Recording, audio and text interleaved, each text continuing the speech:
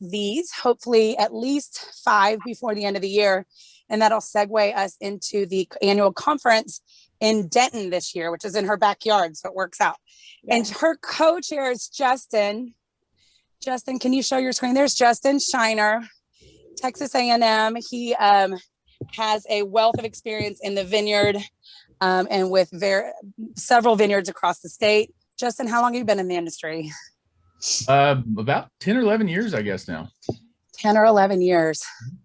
Oh, we're right on par. So Justin and Meredith are kind of charging our educational content for these series through the year and through the annual conference. So big, not round of applause, but big thank you to them for putting this together. And we'll be delivering content to you as often as possible. We all work on a volunteer basis here with Twigga. Kudos to Sabrina in the house. Also, she is our acting communications manager in the Twigga office. She's the only employee. So she's really done a great job in sending out communications to you guys and keeping our roof on and the water running and the lights on. So without further ado, I just want to say thank you to Meredith, Mark, for joining us a little bit at the last minute. She'll introduce Mark and Justin and enjoy the hour. Thanks, Roxanne.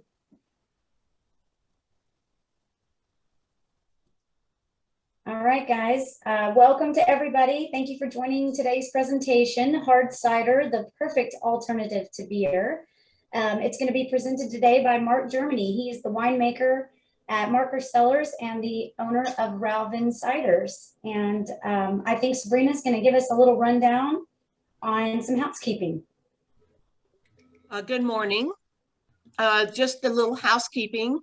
I will repost Mark's presentation in the Zoom chat in the event that you want to download it and have it for future reference while he is presenting. The other thing is to know that everyone is muted. So if you have questions or comments during the course of the presentation, please put that in chat. And Meredith and I will be sorting through those, and at the very end allow time for Q&A.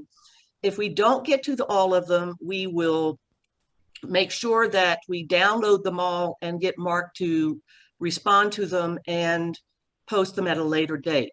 The other thing is that this is being recorded.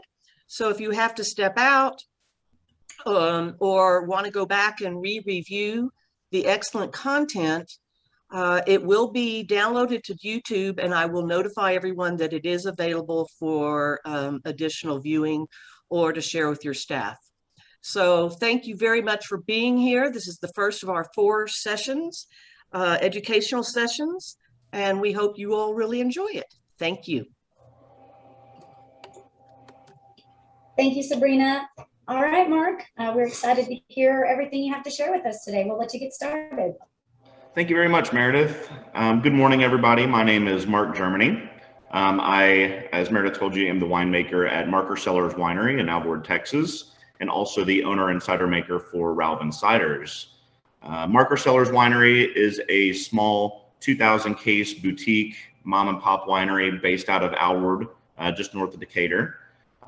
We specialize in Texas grown and Texas made wines here. We focus primarily on drier styles of wine, but we also do make some sweet wines as well for our customers.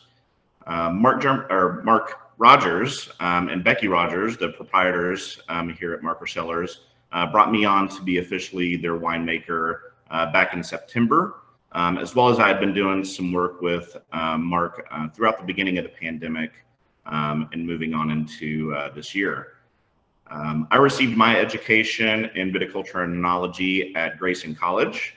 I also served 5 vintages at Arcade Winery up in St. Joe, Texas, under the Davies family, which was an absolutely fantastic experience as well. So my approach to the cider world and the winemaking world, a lot of that I can definitely relate to my education from both Grayson College as well as the Davies family at Arcade. So moving on into cider, I'll give you a little brief history of how we got started. Ralvin Ciders, like a lot of winemakers in this industry, got started in our kitchen, or for some of you guys, maybe your garage. This kind of started as a fermentation project while I was in school. We were making some wine. I wanted to experiment with doing some different things. So this kind of spawned from an educational standpoint as well as a curiosity standpoint. Why do we make hard ciders? There's a very simple and easy answer to that question. There's a need for hard ciders in this industry. If you travel to any of the other wine industries in the United States, you'll find that Washington, Oregon, New York, Virginia, even parts of California, all have a pretty substantial cider industry. We noticed that there was really a need for it within it, and that was really a gap that we wanted to spend some time filling. Another thing that you guys might be asking is, where in the world is Alvord? We are located in Decatur, or just north of Decatur, in the Lyndon B. Johnson grasslands. It's an absolutely beautiful setting and a beautiful environment to be located in, and we have a small 2-acre vineyard here that contains Tempranillo and Tannat. And then one of the other things that I wanted to cover is who or what the heck is a Ralvin. So Ralvin was my grandfather on my mother's side. His name was Ralvin Souders. So me being the type of person I am, I really enjoy puns. So why not Ralvin Ciders? It was really more of an homage to our family, and it was just absolutely fitting. Okay, so simple enough. What is hard cider? Well, basically, it is a carbonated apple wine. There's so many different ways to make cider. There are so many types of cider that you can make, so many different styles. But the basic composition of that is pretty much going to be apples and yeast, fermented out to be alcohol.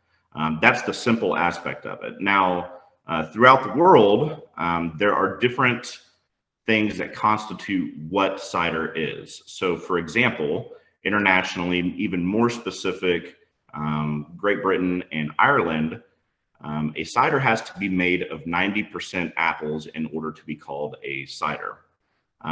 Whereas here in the US, it only has to be made of 50% apples. So you'll see a lot of styles, especially here in the US, that will contain other fruits, peaches, apricots, blackberries, blueberries, all of that kind of stuff. But to be technically called a cider, it has to contain at least 50% apples. And talking about those other fruits, that kind of leads into Willet cider. At the end of the day, all fruit can be turned into wine. So my thought process is as long as we're predominantly using apple, we can be as experimental as we want to be. We can incorporate all kinds of different fruits. A really good example of that is here on the property that we're located at, we have a lot of wild plums that grow here. So we do plan to make a cider that incorporates those wildly grown plums into the mix. There's so many other different combinations. I mean, it really all comes down to your imagination and what we want to come up with, because we like to tinker. It's all about experimentation and making things that I like, and hopefully that a lot of other people will like as well. So here's where the things get kind of interesting, and I can really elaborate on our experience as to how cider really relates with our customers, specifically being wine customers. It comes down to that question that every single winemaker or every single tasting room owner or every single tasting room employee has heard, which is, I don't drink wine, you got any beer? More specifically, Bud Light. We hear that all the time. So this whole idea came in when I was working in the tasting room at RK Winery. The first time I heard somebody ask that question, or even, more brazenly bringing a bottle of wine or a bottle of beer onto the property, unfortunately illegally, there was really kind of one of those light bulb moments where it was like, wait a minute, we can't serve beer legally. That doesn't work. But under a winery G permit, we can make hard cider, and we can create something that is just as satisfying as beer and is made as close to a craft beer as we can possibly get. We found that to be really important, and I think a lot of other tasting room managers are really starting to understand that, you know, we really need some type of alternative in order to make that customer happy. And, you know, you have a husband and wife that come into the tasting room. Not every time is that gentleman into, you know, Texas made wine or wine in general. So why would we want to leave anybody out? And I think that's very important, is to make sure that everybody that's coming into the tasting room is having the best experience that they possibly can. The other thing to kind of think about is, you know, summers in Texas are really hot. There's only so much Cabernet Sauvignon that you can drink when it's 105 degrees outside on the patio. So cider really comes into play there. You know, we have chilled white wines that we can serve. Sweet wines tend to sell really well during the summertime as well. We have our winery machines that I'm sure a lot of tasting rooms have these days, as well as a lot of tasting rooms make sangria. And there's definitely a need for those types of things, but there's not much more refreshing than a really cold, highly carbonated, slightly foamy hard cider. They're pretty fantastic and extremely refreshing on a hot day like that. The other thing to think about is, you know, kind of talking about those sangria and things, cider kind of came into play as being one of those really important alternative options.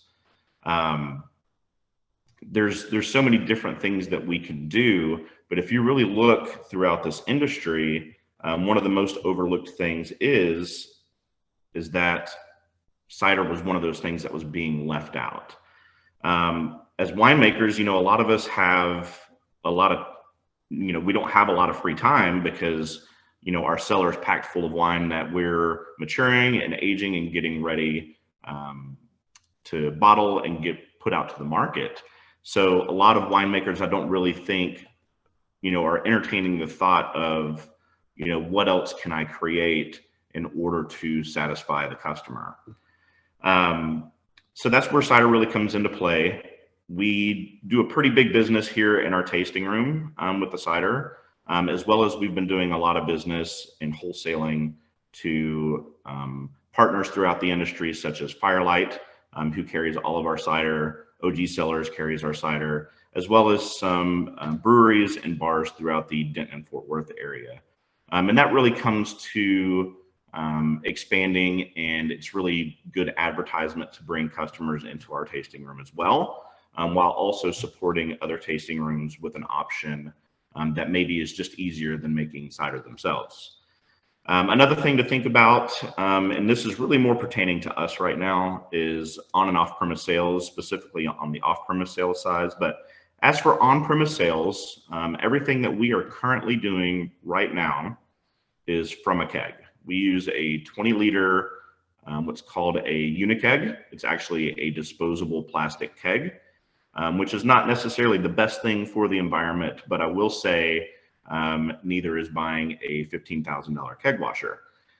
So it was really more of a what's light and easy for us to move around if we need to deliver cider to customers, but as well, what is a very affordable option, and that was that affordable option. So with that said, what we're selling here on premise is by the glass. Depending on the alcohol percentage of the cider, we serve a 5-ounce glass or an 8-ounce glass. There are options that other wineries do in maybe a larger pour, and that's completely, you know, from a wholesale side, that's completely up to that customer on what they want to do. But for us, we only serve in 5-ounce and 8-ounce pours, again, depending on the alcohol percentage of that. The other side of that is off-premise sales.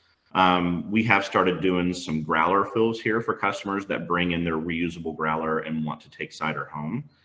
I will say that that's always kind of a nerve-wracking thing for me, as it is of my opinion that cider does not hold the carbonation as long-term in a device like a growler as it does in a can or a bottle. The other side of that is that we are going to begin canning soon, hopefully. There is a pretty large shortage of aluminum cans in the United States that has been going on since the beginning of the pandemic. but it's definitely a side of the business that we want to explore. And we have in the past canned ciders on a very small scale, and that typically moves through pretty fast. And we do absolutely have customers every single day that want to take cider to go. And unfortunately, we're just not set up for that yet, but we are definitely getting close to that. The other thing that is really interesting that we've noticed on the tasting room side is monitoring consumption of cider. Now, admittedly, our ciders are a little bit higher in alcohol content. Typically, the ciders that we make are 8% alcohol by volume and above. We have done as low as 7%, but I have a very winemaker's approach to cider. So you'll see a lot of our specialty ciders that come out that are actually in the 10 to 12% alcohol range. And that's typically more of the seasonal stuff that we're using, seasonal fruits and that kind of stuff in conjunction with apples. But from a monitoring consumption standpoint, when you're having something that's only by the glass and people aren't necessarily taking bottles back to the table and you don't really know who all is drinking that, or if one person is drinking a bottle by themselves of wine or whatever the case is, with cider, every time they come back, you're kind of able to get that check-in and really kind of know what their consumption level has been like. I know that, you know, even being a small winery like we are here at Marker Cellars, we get quite busy on a Saturday, and it can be a little daunting to keep up with what level of consumption each and every customer is at. With an individual glass of cider, you're absolutely much more capable to kind of see what that is. And being lower consumption or lower alcohol content than wine itself, a customer can enjoy maybe a little bit more without being irresponsibly served. And that's something that I think is really important to kind of keep in mind as we're talking about this. Kind of moving on to the other side of this is a really interesting question, and it can be kind of thought of in two different main ways, but do I need cider? Well, the short answer to that question is absolutely. But the first thing you really need to think about is cider right for your business? I think, you know, I've been to many, many tasting rooms throughout Texas, and I think that the majority of tasting rooms can really benefit from hard cider. However, there are some business models that I really think that you'd have to kind of look and go, where does this fit in, and how is my customer going to respond to something like this?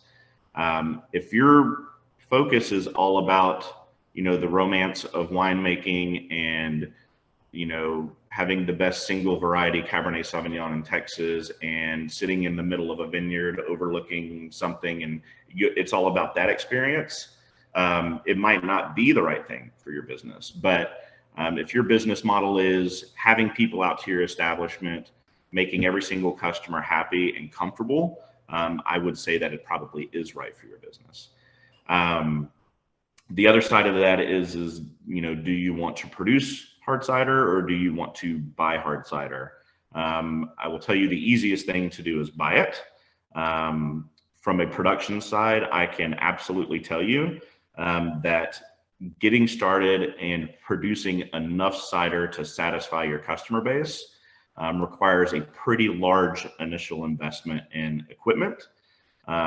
There is, you know, some existing equipment in all of your wineries that you could use to make hard cider, but what a lot of people don't realize is what it truly takes on the back end to get cider carbonated, kegged, packaged, all of that kind of stuff. And each and every one of those things requires another piece of equipment. And all of us in this industry know how much, you know, wine making equipment costs. Everything costs, you know, $5,000 to $20,000 depending on what you're buying.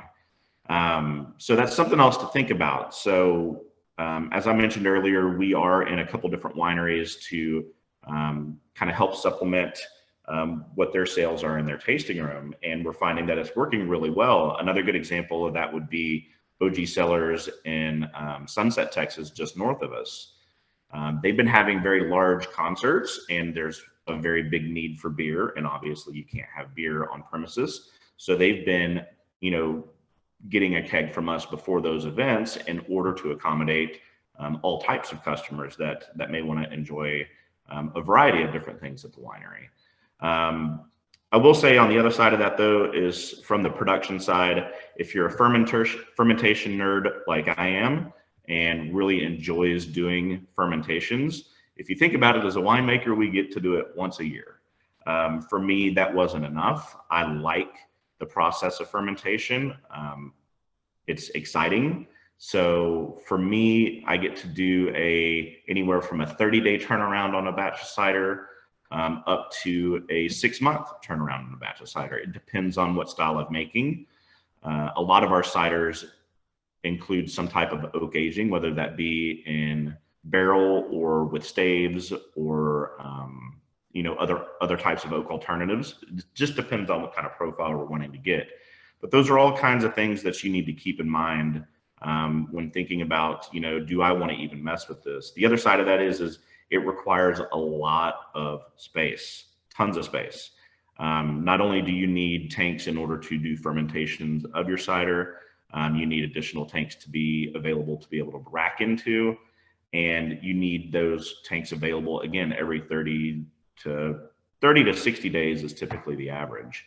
So I know a lot of you guys have large production wineries. I know a lot of you guys have small production wineries and small spaces that you work in. If any of you guys have ever been out to Marker Cellars, you'll know that we work in a very, very small space, but we're very, very smart with how we use that space. Another thing to think about, if you do want to do cider, if you do want to do cider in your tasting room, whether you're producing it yourself or not, or buying it, the thing that you do have to think about is how are you going to serve a keg of cider in your tasting room? There is some infrastructure that is absolutely needed to do that. At the bare minimum, there are some people that use a trash can with ice in it and a party tap, like an old school keg party, and that absolutely works. It is not the most beautiful thing in the world, but if you're doing an event and you're under a tent or you're at a festival, things like that kind of work. But for a more solidified infrastructure at the base, you would need a single tap kegerator. Here at Marker Cellars, we have a 3-tap kegerator that we use that'll hold up to 4 kegs. But not only do you need that type of serving system, you need CO2 tanks, you need to route all of your CO2 hoses, you need regulators, you need valves, you need all that kind of stuff just to be able to serve the cider in your tasting room. Some of that stuff can be very easily acquired from, even Amazon. I know Meredith got hers from Amazon. We got ours from Webstront. There's so many different options on what you can do for that kind of stuff. And I will say that our future plan is to actually cut through our wall to our walk-in cooler to where we can actually serve up to 10 to 12 taps from there, as well as kegged wine and that kind of stuff in the future, which is kind of going to be the next part of our growth here at Marker Cellars and at Round Ciders. The other thing that you do have to think about is, there are some people that are going to be busier wineries that are going to need to have more cider on hand. The question that you would need to ask yourself is, where are you going to store that cider? We are very, very blessed to have a 10 by 10 walk-in cooler here at Marker Cellars, but not everybody has access to something like that. So you can store that cider in your kegerator. You can store it in a large commercial refrigerator or something like that, but it does have to be kept cold at all times. The other thing that you need to ask yourself when you're thinking of whether you want cider in your tasting room or not is, what is the effect that cider is going to have on our wine sales? Here at Marker Cellars, the majority of our time, the majority of our sales are always going to be wine. But we did experience a strange Saturday this past week where we had a birthday party here, and we actually had more in cider sales than we did in wine sales, and that's neat. Now, for us being a 2,000 case winery, as fast as we sell through wine, it is kind of nice to have that little bit of relief on maybe not blowing through our 75 cases of Tempranillo in the matter of 2 or 3 months. cider will actually have a slowdown effect on some of those things. So that's something that you got to consider. You know, in order to bring on another item, you're going to have to either sacrifice the sales on something else, or hopefully it's going to be building your customer base to where it's larger and you're more inclusive and you're actually adding to and creating additional sales. So definitely something to consider. Definitely encourage you guys to follow our journey. You can follow us on Instagram at Ralvin Ciders or Instagram at Marker Sellers. And the same thing for Facebook. I like to post, you know, a decent amount of social media. So I encourage you guys to kind of get a firsthand look at what that really looks like and what we're doing. One of the things that I also wanted to talk about, unfortunately, the slide that I had created for this got lost in translation somehow and didn't make it to the presentation. But I will tell you something to think about is, you know, making cider in Texas is a little challenging because, as you guys probably all do or maybe don't know, is there's not a whole ton of cider apple or apple in general production in Texas. And that's something that we would really like to see more of. I do know that Michael Cook and Justin Shiner have been working to get a grant program set up to actually do some research on growing apples in Texas. And that's something that we are in big support of, and we look forward to hearing more information about in the future. And we really appreciate Texas A&M taking that initiative to really be involved and see what other things that we can do to support Texas growers. Any of you that have probably met me, or some of you that don't know me, I am a huge proponent in Texas fruit. You will always hear me say, you know, as long as I can have access to Texas grapes, I will always use Texas grapes. I think it's not only do we grow world-class fruit here in Texas, but it's a huge statement of pride to be able to say that all of our products are made from Texas fruit. So the point of what I'm trying to get to here is that the more Texas fruit that's available to us, the more that we'll be able to use and the more we'll be able to support our Texas farmers. Another thing that I kind of wanted to touch base on is, first, thank you, Twigga, for allowing us to present and talk about hard cider, as well as getting the Texas Wine and Grape Growers Association to start thinking about that alternative of cider. You know, even though it's not made from grapes, it is really, really a huge part of winemaking and a big missed opportunity in Texas. So again, thank you guys for having us to be a part of that and kind of get the wheels in motion and people thinking about what alternatives in the wine industry here in Texas are. Hopefully, you know, if we can get more people involved in this industry, we can also start having competition type things available for like the Lone Star International Wine Competition, and really starting to get some exposure from a competitive standpoint. You know, it all comes down to we're in this business together. As much as I want you guys to support me, I want you guys to also be successful in your tasting rooms and really have an opportunity to offer somebody another option and kind of fill some gaps maybe that you're already starting to see in your tasting rooms, and really going out of your way to make those people happy. So with that, again, I wanted to thank everybody for listening. Unfortunately, there's only so much I can really cover today. I've got a big day in the cellar getting ready for some bottling tomorrow. But I am really excited to take some questions from you guys and kind of see what you guys have to say about what we're doing here. Awesome. Thank you so much, Mark. No problem. We do have a question here from Peggy, and I encourage everyone to type your question in the chat box and we will get Mark's feedback. Peggy asked, is there a desire in general for Texas grown apples for the Texas cider industry? I know you touched on that a little bit, but can you expand on that for us, Mark? So absolutely. You know, there are some Texas cideries. I know High Cider down in High. There's Argus, as well as Austin East ciders, Bishop, so on and so forth.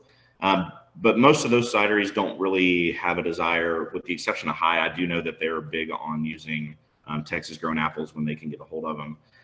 For me, if I could make cider from 100% Texas grown apples, that would be a huge step in the right direction for what my vision for our company is.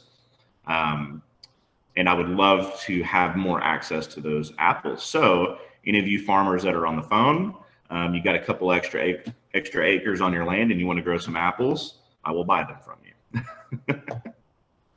Excellent. Okay, and we have another question from Bob Landon. What flavors are the most popular that you have found? So in our tasting room, for us right now, we have a cider called Janus Hoplin. Janus Hoplin is apples, apricots, peaches. It's aged on American oak and then dry hopped with Citra hops. That is by far our top seller here in the winery. We also have a lot of people that come out here that are just looking for something as close to a light beer as possible.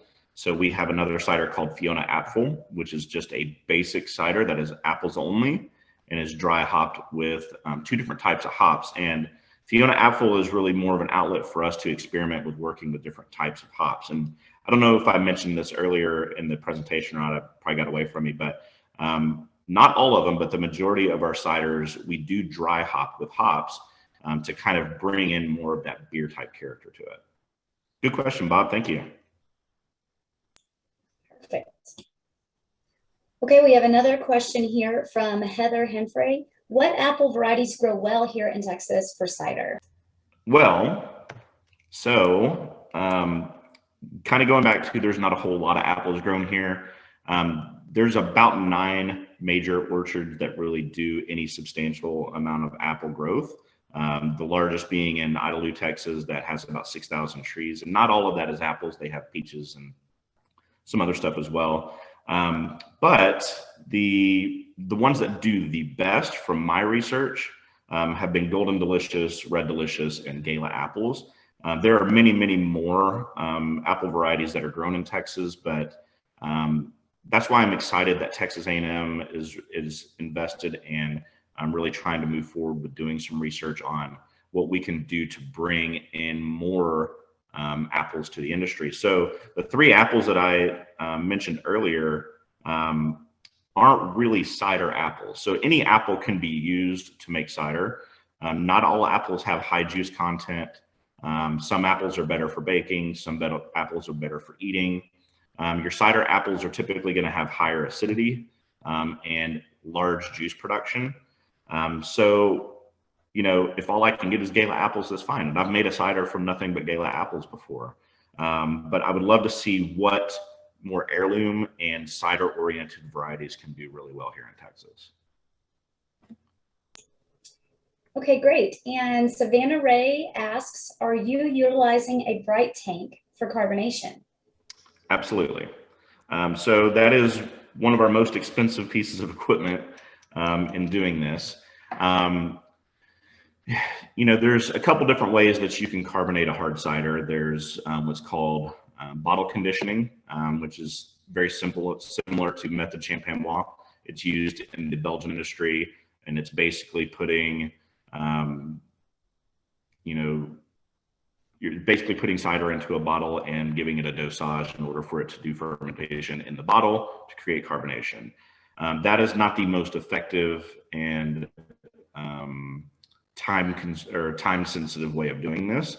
A bright tank is a high pressure tank that allows you to move that liquid into there that is still, and you're able to put varying pressures anywhere from typically 12 psi up to 30 psi on what you're trying to make. And you can't do this in just any normal tank. It has to be a bright tank.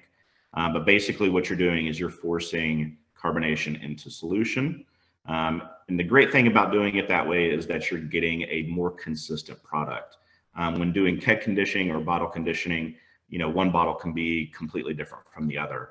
With the bright tank, you are able to get that consistent carbonation level that you're looking for, and you can dial it into what your profile really needs to be. I prefer to be a high carbonation cider. There's a lot of other ciders on the market that like to be on the lower end of carbonation. But we found that for our beer drinkers, a high carbonation level is what they're really seeking. What other questions do we have? So great news, because Peggy Malden says that they are actually looking at growing apples. So she's excited to hear Awesome. about this. Yeah, and Heather Himfrey, I apologize if I'm not pronouncing the last names, you guys. She says she loves the names, and she Thank you. asked, so they are different varietals. There aren't different varietals just for cider versus eating. Well, you can eat all apples. You can make cider from all apples. There are apple varieties that are more tailored to making cider out of. And a lot of those types of apples are grown in Washington, Oregon, Virginia, New York, Pennsylvania, that kind of stuff, Michigan as well. In those cooler climates where you can really get, as we all know, working with Texas grapes, acidity is a big issue. I would have to assume that whatever apple varieties we start experimenting with here in Texas, our probably biggest problem is going to be dealing with natural acidity on those. I don't know that for sure. You know, Justin or Michael Cook may be able to address that a little bit better than I can. But this is all stuff that we're still experimenting with and working with and finding out what apples we like. But typically eating apples are going to be sweeter. The flesh is typically going to be less tannic. They're really going to be apples that have been hybridized and crossed in order to make a really good eating apple. And they're typically larger as well. Cider apples are typically quite small. Okay. So we've got a question from Thirsty Farmer. If apples are not readily available, can a winery use juice or concentrate? Absolutely. So that's always an option. We use a combination of actual fruit and concentrate. It really all depends on what's available to us at the time. You know, with a lot of the alternative fruits that we use, we're very fortunate to have a really awesome peach growing industry in Texas, and our most popular cider containing peach is really important for us. So we're typically always using Texas grown peaches when it comes to that aspect. As for using concentrate, there are concentrates available all over the market. Some of them come from Washington and Oregon. Some of them come from Michigan. There are concentrates available from the Pennsylvania and New York area. Some of them are fantastic to work with. Some of them, you know, I would probably steer clear from, but it all depends on what type of cider and what style that you're going for. Specifically for our cider, we look for a very, very specific blend. So we work with different companies that can really accommodate that for us, whether it be through concentrate or actual apples or the combination of the two. Okay, great. And Peggy's asking, so if they did grow the apples, would the grower provide the juice or the whole apples to you? Well, it depends on what the grower wants to do. You know, processing equipment for apples, some of it's very similar to winemaking. There are a couple different things that you got to think about is, you know, the way we crush and destem grapes is very different from the way we process an apple. An apple has to be milled. There are large pieces of machinery or mid-sized pieces of machinery that you can do that with. And then apple presses, there are several different types. You can use everything from a standard wine press to what's called an accordion press. And there are some other available very traditional styles of cider making equipment that you can do in between. But to get to your question, either would be fine. It just depends on what kind of additional work you want to put into it. If you're just growing the apples, you harvest and send us apples and we shake hands and we're happy. If you want to make it into juice and save me a step in the process and get a higher premium for that, and I'll pat you on the back for saving me time. Awesome. Okay, and Thirsty Farmer says, we've been making cider for about 1.5 years.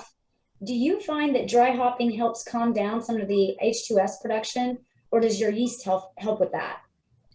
So I'm going to answer this question the best I can without divulging too much, personal information on how we make cider here. But I will say, first and foremost, thankfully, I have not run into an H2S problem with cider. Now, I do use 3 different very specific yeast strains. And the yeasts that I use are specifically more used on a winemaking scale. But I would say, yes, if you are trying to cover up H2S, hops can help, or they can exasperate that type of issue, I would imagine. I haven't, again, dealt with that, but I have had other hop ciders that had H2S, and I felt like that exasperated the problem. What I will say is if you're making cider from concentrate, that you will absolutely need yeast nutrient in order to avoid an H2S issue. And I've found that, when we were doing experimentations in the beginning, that when I started getting reductive characteristics or H2S type issues, I was running into a yeast nutrient type situation. So that would be something to consider. Also, do your research on yeasts and experiment with using different yeasts. And I see we have another question relating to what is H2S. So that's hydrogen sulfide. So that's kind of that in a challenged fermentation or a nutrient lacking fermentation, you can run into an issue where you're actually going to be stressing that yeast, and they will start giving off a byproduct being H2S, which will give you that rotten egg smell, which nobody wants in their wine or cider. Agreed. Okay, and we've got a great question, a couple of questions from Mike Sipowicz. Can you touch on the topic of cider alcohol levels permitted under a G permit? Are they the same as with wine, 7 to 24%? And can you go lower through FDA labeling? Really, really good question. That's actually fantastic. So first and foremost, I will say that, I would encourage you to contact, whoever you go to for legal advice within your business in order to get the actual proper answers to this. But what I will say is everything that we do specifically under a G permit here. And that is why I do make higher alcohol content ciders. So everything that we do is 7% above. And like I said, I like to be between that 8 and 12% sweet spot, but that's really more born off of a style choice for me. But yes, you can make lower alcohol content ciders, and you do have to go through FDA labeling. And that's when you start getting into things like having to have nutrition facts. There is, in anything dealing with the FDA, you start dealing with submitting formulas and all that kind of stuff. I will say that it all just ends up being, less of a paperwork nightmare to do it under your G permit rather than, kind of going around to make lower alcohol content ciders and kind of going the FDA approval route. Okay, great. All right, guys, we'll just give you a few more minutes. If anybody wants to pop in a last couple questions, we'll be happy to answer.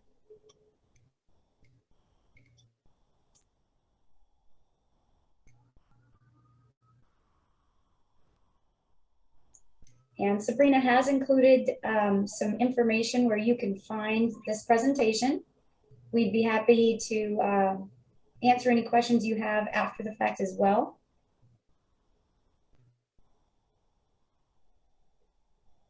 And I can say that, we teamed up with Mark and introduced the ciders at Firelight Vineyards. We had a really great event with him, and he was able to talk to our guests and join us for a tasting. It was a huge success, and we really love having the ciders as part of our menu.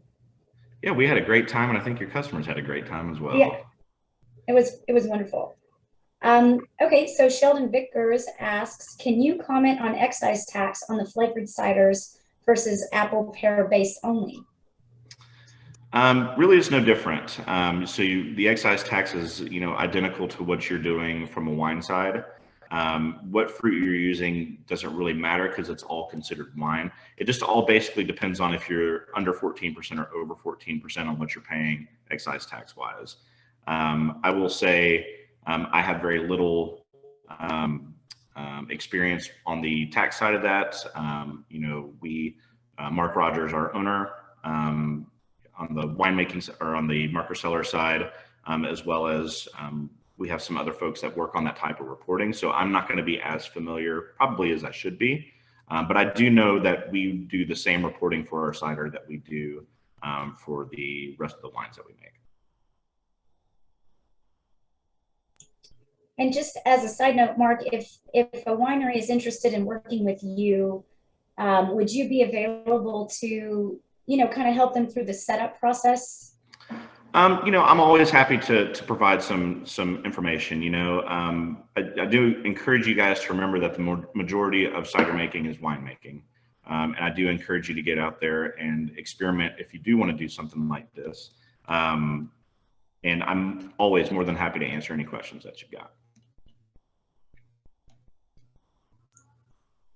Okay, great. Well, I don't see any more questions. So I just want to thank you again, Mark Germany, winemaker of Marker Cellars and owner of Relevant Ciders. We thank you so much for being our presenter this morning. It's a great presentation. Well, thanks for having me, Meredith, and thanks for having me, Guiga. Absolutely. And I encourage you all to stay on this Zoom channel. The next presentation is going to start at 10:30. No need to log off, just minimize your screen and hop back on. And we will have a speaker from the SBA joining us at 10:30. So I hope you all hang in here with us. Thanks again, Mark. Thank you, Meredith.